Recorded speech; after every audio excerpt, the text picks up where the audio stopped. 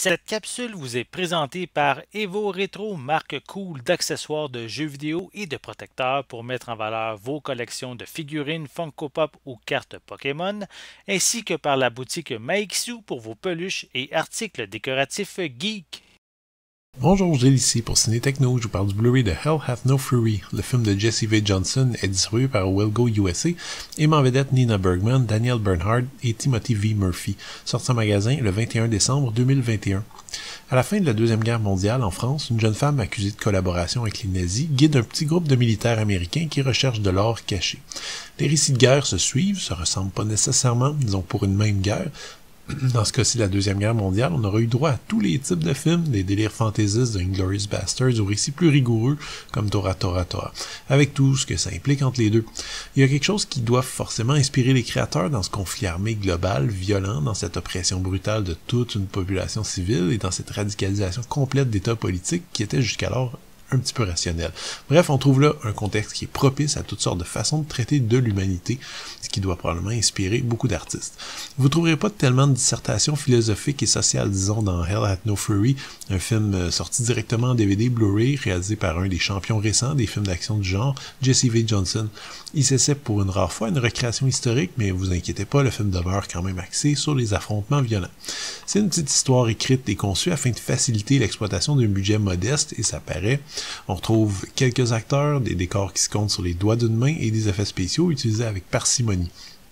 Ne vous attendez donc pas à une quête épique d'un trésor nazi, un film d'aventure à la Indiana Jones.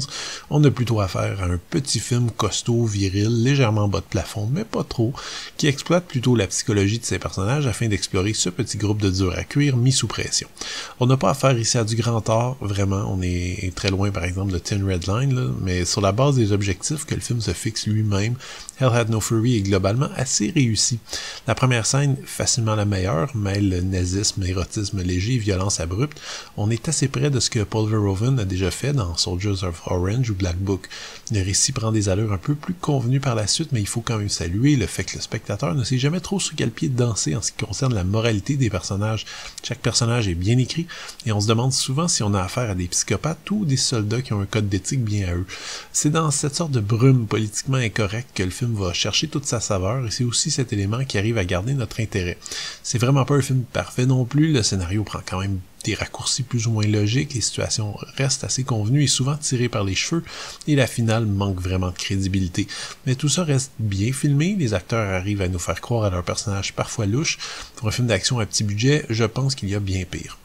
Le Blu-ray est présenté en 2.39 panoramique avec piste audio en anglais, DTS HD 5.1 ou anglais stéréo et sous-titres optionnels en anglais. Attention, la pochette peut porter à confusion puisqu'on indique comme piste audio l'anglais et le français. On peut y lire Language English French. Mais il faut comprendre ici que les pistes audio sont en anglais uniquement. Le français n'est mentionné que parce que certains personnages parlent en français lors de certaines scènes. Donc il y a des dialogues qui sont en français, mais la piste audio reste anglais. Je confirme donc qu'on ne retrouve pas de doublage français sur ce disque. Comme bonus, on ne trouve malheureusement qu'une bande-annonce.